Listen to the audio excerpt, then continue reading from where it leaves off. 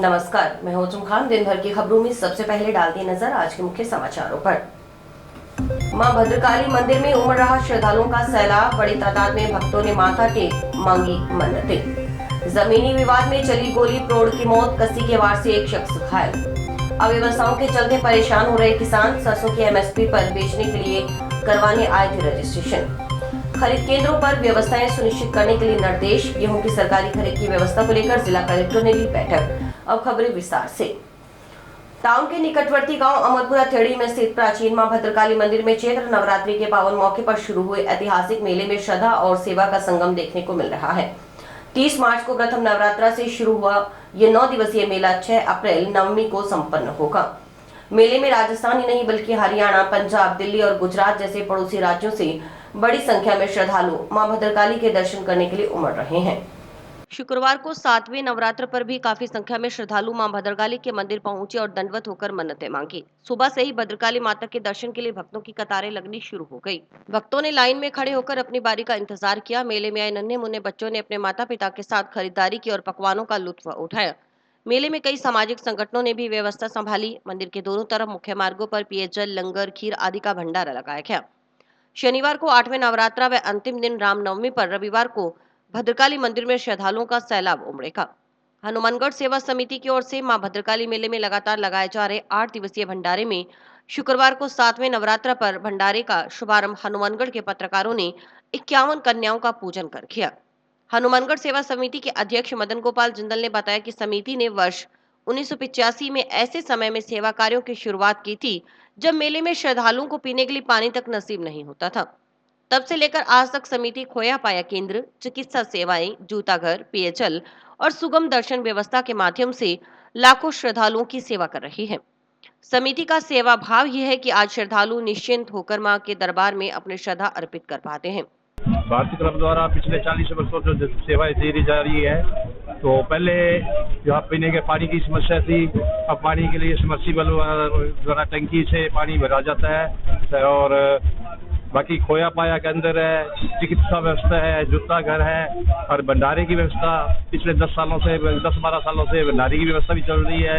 क्योंकि बाहर सारे वाले यात्रियों को खाने पीने की बहुत परेशानी होती थी, पानी भी मोल लेके पीना पड़ता था और जो भोजन की व्यवस्था भंडारे की है उसके अंदर के यात्रियों को अच्छा शुद्ध खाना मिल रहा है। और 8 दिवसीय श्रद्धालुओं के लिए सुबह 10 से दोपहर 3 बजे तक भंडारे का आयोजन किया जाता है।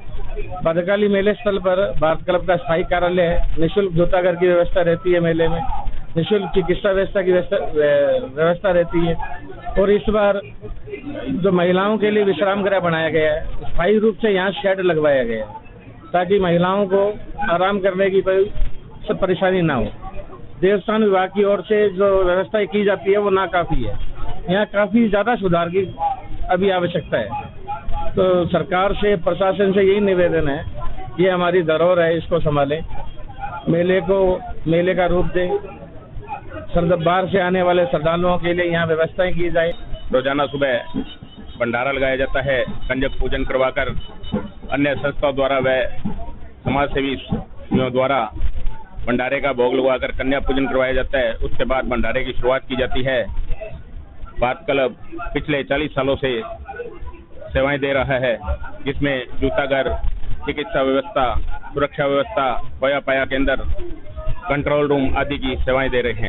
शनिवार और रविवार को यात्री कमी कर रहे हैं, नहीं के दुखी आ रहे हैं लगभग। और शनिवार रविवार को ऐसे छुट्टी के दिन होते हैं तो नवरात्र तो काफी संख्या में लोग आएंगे। इसके लिए अपने बैरिकेड की व्यवस्था कर रखी है, टेंट की कर रखी है और शौचालय भी महिलाओं के लिए, पुरुषों के लिए है अलग अलग, और पानी की व्यवस्था भी है, छाया है, ऊपर चांदनी वगैरह लगी हुई है।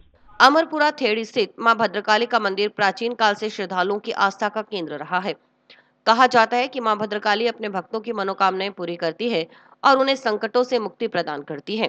हर वर्ष चैत्र नवरात्रि पर लगने वाले इस मेले में भक्तजन मां के दर्शन के साथ साथ मेले के विभिन्न सांस्कृतिक और धार्मिक कार्यक्रमों का आनंद उठाते हैं। 8 दिनों तक मां भद्रकाली के दरबार में श्रद्धा का सैलाब उमड़ता है।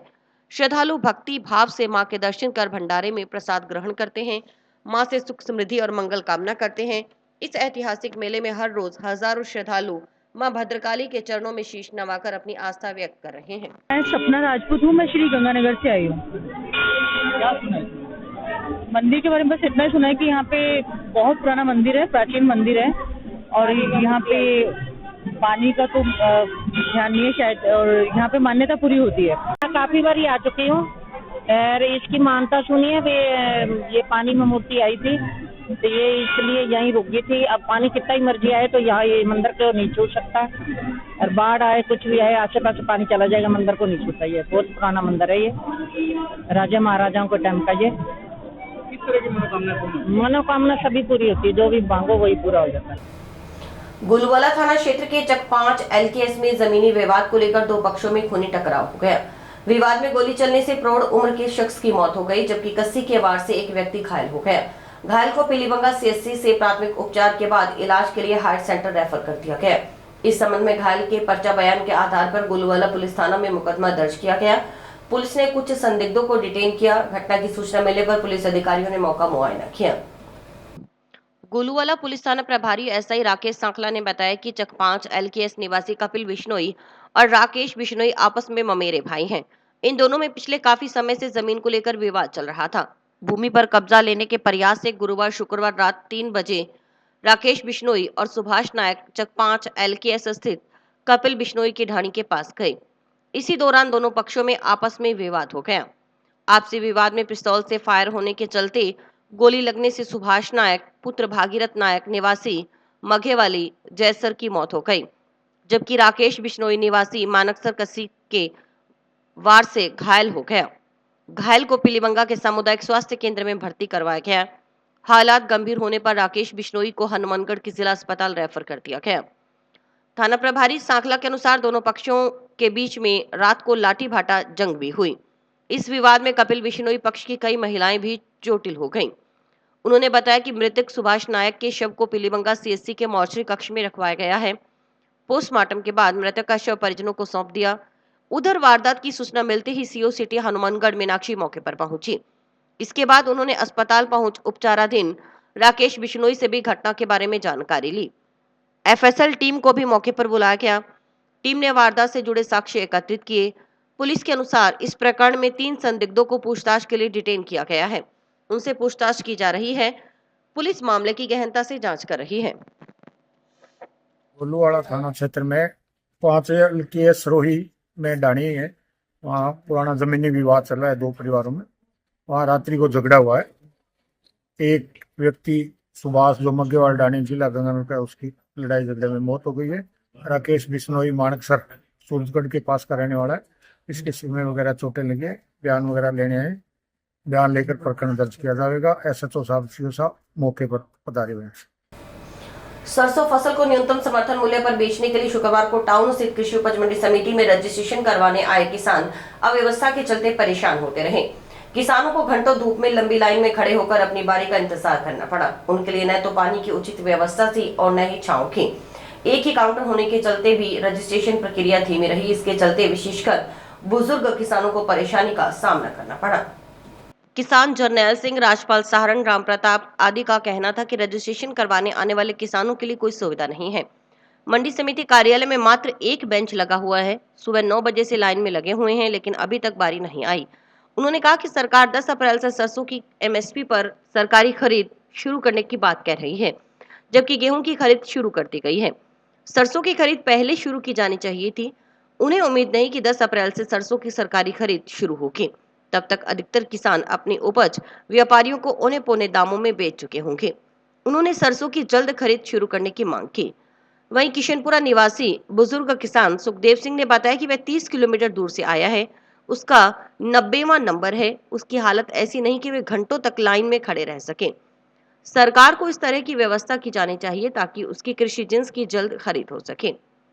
वहीं 22 एंडिया निवासी विनोद कुमार ने बताया कि उन्हें 1100 रुपए 900 ग्राम की थैली के हिसाब से सरसों फसल का बीज दिया गया। अब व्यापारी 5400 से 5500 रुपए प्रति क्विंटल में सरसों की खरीद कर रहे हैं। इसके बाद किसानों को न तो सिंचाई के लिए पानी मिला और न ही DAP के लिए खाद मिली। अब रजिस्ट्रेशन के लिए भी लाइनों में लगना पड़ रहा है। उन्होंने मांग की कि रजिस्ट्रेशन के लिए काउंटर की संख्या बढ़ाई जानी चाहिए। झारखंड से कि अभी यहाँ जो सरसों का रजिस्ट्रेशन करवाने के लिए किसान भाई बंधु आए हुए हैं, उनको बहुत परेशानी का सामना करना पड़ रहा है। एक केंद्र खुला है, इसमें एक केंद्र में टाइम बहुत लगता है और बोली में भी परेशानी हो रही है। इसलिए मेरा निवेदन है सरकार से कि भी इसमें 4 टोकन यहाँ लगाए जाए, चारों का रजिस्ट्रेशन होना चाहिए। जमींदार बहुत दुखी है, ये सरसों की लैब को नहीं काटा है, ये किसानों की लेस काटा है, बहुत दुखी है किसान। लैंड देख लो कितनी लगी है, पहले तो 30 किलोमीटर तो चल के आए हैं, फिर 100वां नंबर है मेरा, 90वां, वो तो बाद कितने नंबर आएगा। लत्ता कंपनी कर दी ना, निगाह कम कर दी है। एक बढ़िया प्रोग्राम बनाना चाहिए सरकार को, कोई जल्दी सरसों तोड़ दे किसानों की, ये निवेदन है मेरा सरकार को। ठीक है, हमारे किसानों की मांग ये है कि हमारे को जब बीज देते हैं ना, बीज दियो हमारे 1100 रुपये थैली का, 900 ग्राम पैकिंग की। अब हमारे सरसों बिके 5500-1200 रुपये बिके आ रही है, तो बीज बड़े बड़े लाख रुपये क्विंटल का पड़ो। अब किसान है, पानी को मिले दूध, पहली बात पानी की दिक्कत थी ना, खाद DAP मानते हैं फिर मिली, किसान लेना हम लग रहे हैं ना, माने को है 2 काउंटर होना चाहिए, कम तो होना चाहिए। लेब होना रही है, मन मर्जी का लेब रेट आना, मन मर्जी का। और हमारी मांग है कि सरसों बढ़ाओ, सरकार में उदास करा भी सरसों कम है, महंगी करो इन्हें। श्री कुशालदास विश्वविद्यालय के फायर एंड सेफ्टी विभाग की ओर से 4 से 9 अप्रैल तक फायर वीक का आयोजन किया जा रहा है। शुक्रवार को फायर एंड सेफ्टी विभाग के विभागाध्यक्ष राजन अरोड़ा के नेतृत्व में फायर वीक का शुभारंभ हुआ। इस मौके पर विभागाध्यक्ष की ओर से इंजीनियर एंड टेक्निकल विभाग, physical education, BPS, yoga, forensic science, technical computer science आदि विभाग के छात्र छात्राओं को आग क्या है, आग के प्रकार, आग कैसे बढ़ती है, आग को बुझाने के तरीकों व उपायों से अवगत करवाया गया। आग को किस प्रकार बुझा सकते हैं उसका डेमोन्स्ट्रेशन भी किया गया। सभी प्रकार के अग्नि यंत्रों के बारे में बताया और फायर संबंधी अन्य कोई दुर्घटना होने पर फायर अलार्म की चेतावनी मिलने पर स्वयं सहित जानमाल की हानि से बचाव के बारे में जानकारी दी गई। इस मौके पर श्री गुरु गोविंद सिंह चैरिटेबल ट्रस्ट के अध्यक्ष बाबूलाल जुनेजा ने कहा कि आग का कोई रूप और दिशा नहीं होती, वह कहीं भी कभी भी लग सकती है, उसे हम अतिशीघ्र किस तरीके से बुझा सकते हैं, इसके बारे में आमजन को भी जागरूक करना हमारा नैतिक कर्तव्य है। दिनांक 4 अप्रैल 2025 से SKD विश्वविद्यालय में फायर एंड सेफ्टी वीक की शुरुआत की गई, जिसमें आज प्रथम दिन एडमिन डिपार्टमेंट के सभी कोर्सेज के बच्चों को एकत्रित करके उनको अग्नि के बारे में बताया गया। अग्नि के प्रकार कितने होते हैं, अग्नि किस तरह से लगती है और अग्नि को बुझाया किस प्रकार जाता है।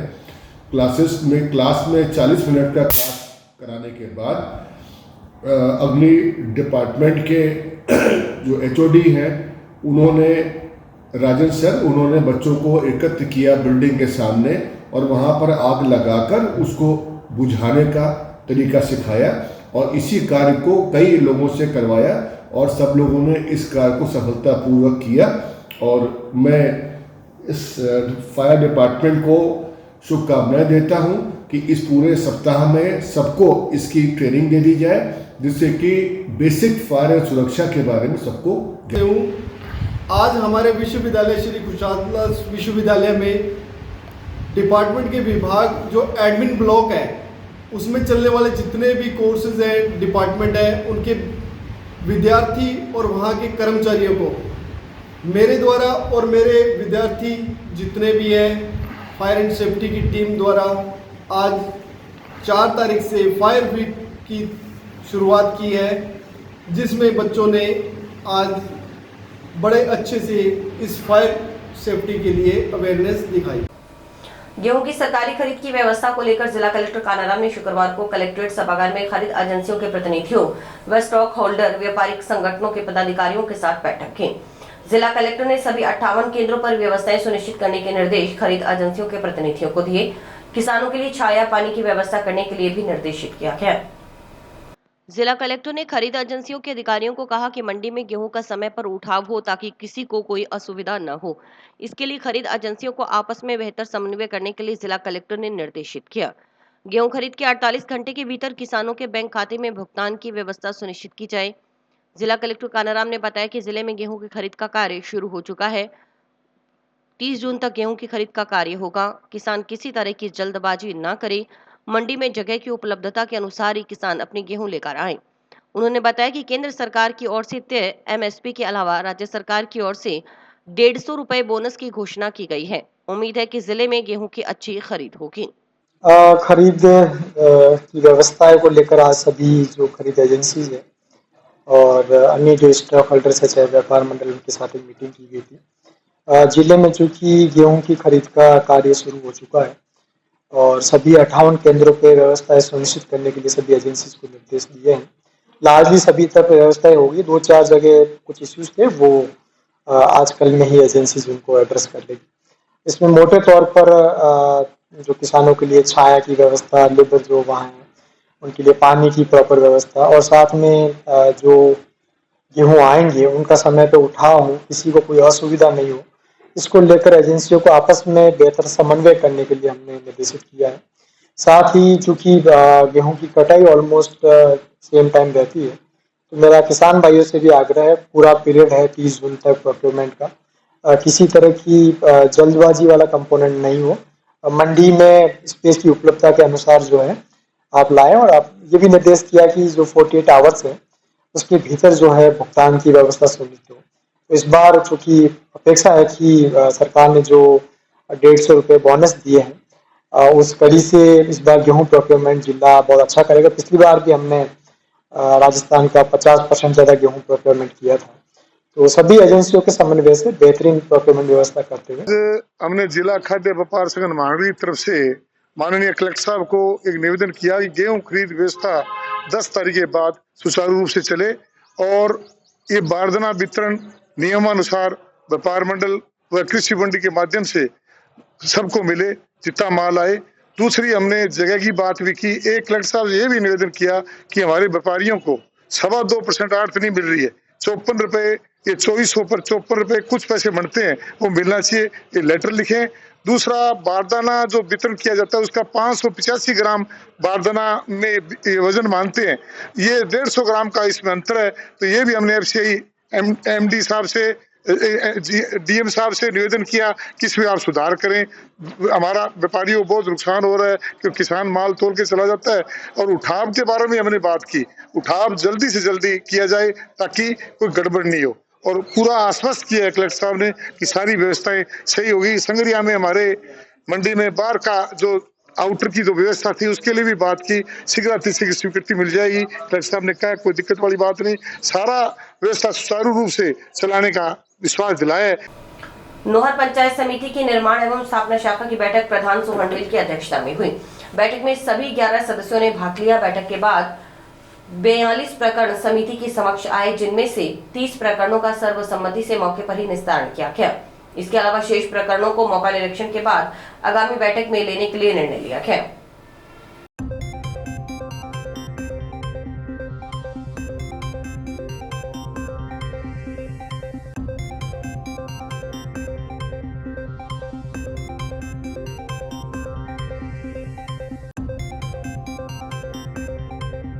समिति की प्रशासनिक एवं स्थापना समिति की बैठक आयोजित की गई, जिसके अंदर करीब 42 प्रकरण जो आपसी पटों के विवाद के थे उनको सुन के करीब 30 पटों में सर्वसम्मति से फैसला किया। जो हमने निपटा के यहाँ प्राथमिक स्टेज पे, उसके लिए हमने मौका निरीक्षण कमेटी को आदेश किया है कि आगामी बैठक से पहले मौका कमेटी रिपोर्ट का निरीक्षण करके हमें प्रस्तुत करें। एक GPDP प्लान बनाया जाना होता है FFC का, जो 25-26 के लिए बनाया जाना है, उसके लिए सदस्यों से बैठ के चर्चा किया, उनसे गाँव में करवाने जाने वाले कामों के प्रस्ताव मांगे, वो लिख के देंगे तो वो GPDP प्लान तय किया जाएगा। ये बैठक मासिक होती है, इसके अंदर पूरी पंचायत समिति का जो कार्य संचालन है वो इस बैठक के माध्यम से किया जाता है। कार्य संचालन के लिए अन्य मुद्दों पर भी चर्चा हुई, सौहार्दपूर्ण तरीके से बैठक संपन्न हुई और इसमें 11 के 11 सदस्यों ने भाग लिया, जो मेरे इस प्रशासनिक कमेटी के सदस्य हैं। 6 हम स्थायी सदस्य हैं और 5 विशेष समिति सदस्य हैं। टाउन के सेक्टर नंबर 3 स्थित जिंदल कोचिंग क्लासेस की ओर से आगामी 12 अप्रैल को सम्मान समारोह आयोजित किया जा रहा है। इसमें उच्च अंक हासिल करने वाली प्रतिभाओं का सम्मान किया जाएगा। जिंदल कोचिंग क्लासेस के सौरभ जिंदल ने बताया कि उनके सेंटर के 3 साल पूरे हो गए हैं। उनके सेंटर का उद्देश्य कक्षा 6 से 12 तक के बच्चों को अच्छी सुविधा और अच्छा वातावरण उपलब्ध करवाना है। जिंदल कोचिंग क्लासेस में कमजोर बच्चों को अतिरिक्त समय देकर पढ़ाया जाता है।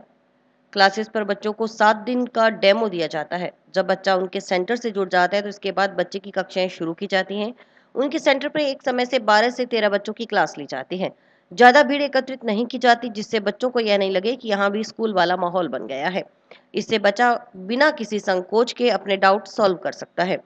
उन्होंने कहा कि अन्य कोचिंग क्लासेस पर भीड़ एकत्रित की जाती है तथा बच्चों का ध्यान नहीं दिया जाता, उनके डाउट सॉल्व नहीं किए जाते, लेकिन जिंदल कोचिंग क्लासेस पर बच्चों को फ्रेंडली पढ़ाया जाता है। अन्य सेंटरों की अपेक्षा उनके सेंटर की फीस भी कम है। वे मंथली फीस वसूलते हैं, इससे अभिभावक भी ज्यादा परेशान नहीं होते। उन्होंने कहा कि बच्चे कमजोर है या होशियार, वे उसे अपने सेंटर पर प्रवेश देते हैं, उसे आगे बढ़ने के लिए प्रेरित किया जाता है। अच्छा रिजल्ट देने की प्राथमिकता रहती है। अगर किसी बच्चे के माता पिता फीस नहीं दे सकते तो उस बच्चे को कम फीस में भी पढ़ाया जाता है। कई बार विशेष परिस्थितियों में बच्चों को निःशुल्क भी पढ़ाया जाता है। बताया गया कि इस बार सेंटर का रिजल्ट काफी अच्छा रहा। बच्चों ने 99% अंक अचीवमेंट हासिल की। 8वीं व 9वीं के बच्चों ने रिजल्ट के साथ साथ स्कूलों में रैंक भी हासिल की। उनके सेंटर के बच्चे टॉप 3 में आए हैं। बच्चों को आगे बढ़ाने के लिए प्रेरित करने के उद्देश्य से सेंटर की ओर से 12 अप्रैल 3 बजे वार्षिकोत्सव का आयोजन किया जाएगा।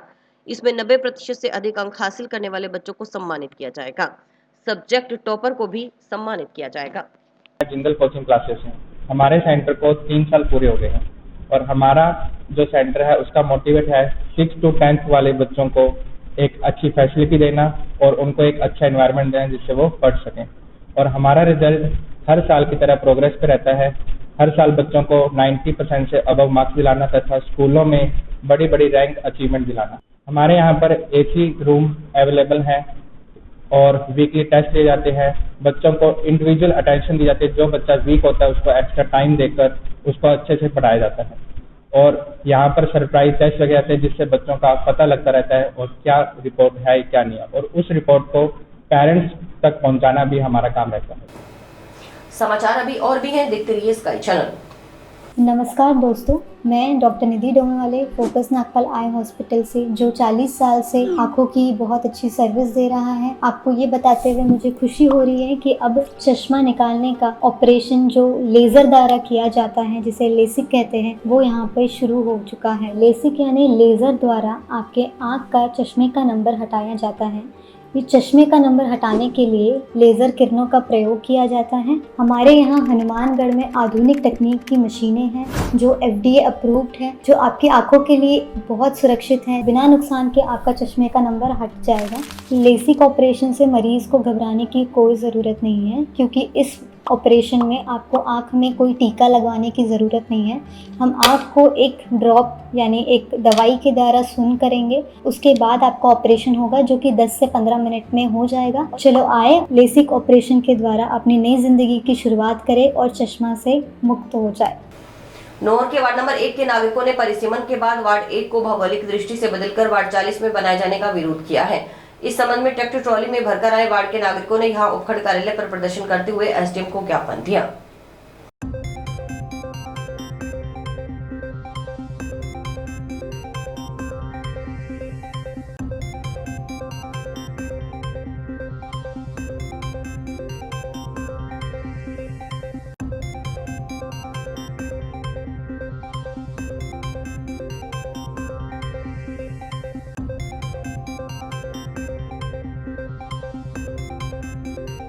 जो नौर वार्ड में नौर क्षेत्र के वार्डों का परिसीमन किया गया है प्रशासन के द्वारा, उसमें वार्ड नंबर 1 के परिसीमन के आपत्ति के विषय में हम यहाँ इकट्ठे हुए हैं। क्योंकि 1 नंबर वार्ड जो है, जब से 1 नंबर वार्ड बना है तब से 1 ही नंबर वार्ड है, और उसकी भौगोलिक स्थिति भी ऐसी है कि उसको 1 नंबर वार्ड भुकरका क्षेत्र के जो बोर्ड जोड़े गए हैं वो 1 नंबर वार्ड में प्लस होकर के 1 का 1 रख सकते थे, लेकिन इन्होंने क्या किया, 1 को 40 कर दिया और वहाँ से नया 1 नंबर वार्ड बना दिया, जो कि हमें मंजूर नहीं है। यदि 1 नंबर वार्ड को यथावत हमारी मांगों के अनुसार नहीं रखा गया तो वार्ड नंबर 1 वोटों का बहिष्कार करेगा, धरना प्रदर्शन करेगा। जी ने बताया जब से 95 से 1 नंबर वार्ड का गठन हुआ है तब से ये 1 नंबर वार्ड है, ढानी सिकान हमारे वजूद की लड़ाई है। ये हमारा वार्ड एक रखा जाए, चाहे वो हमें 40 में मिलाया जाए या बुकरका की जो 2 गलियां हैं, 4 BK के है, बाईपास सावा बाईपास है, ये जोड़ दिया जाए, लेकिन हमारा वार्ड नंबर 1 ही रखा जाए। हमारी मांग एक ही है, अगर नहीं करते ये चेयरमैन की हठधर्मी है, प्रशासन जो अधिकारी बैठे हैं उनकी हठधर्मी है। अगर नहीं करते हैं तो प्रदर्शन होगा और चुनाव का बहिष्कार होगा। नोहर रामनवमी पर कस्बे के श्रीराम वाटिका में मर्यादा पुरुषोत्तम श्रीराम की अष्टधातु की प्रतिमा स्थापित नगर पालिका मंडल द्वारा की जाएगी। इस संबंध में नगर पालिका के सभा भवन में पोस्टर विमोचन कार्यक्रम का आयोजन हुआ। अधिशासी अधिकारी बसंत सैनी ने बताया कि प्रतिमा अनावरण का कार्यक्रम 2 दिवसीय रहेगा, जिसमें रामनवमी को भव्य और दिव्य कलश और ध्वज यात्रा दोपहर 3:15 बजे कस्बे के विभिन्न मार्गों से निकाली जाएगी, जिसमें विशेष झांकियों का भी प्रदर्शन होगा। वहीं दूसरे दिन वाटिका में हवन और 7:15 बजे राजस्थान सरकार के स्वायत्त शासन मंत्री झाबर सिंह खर्रा भव्य मूर्ति का अनावरण करेंगे।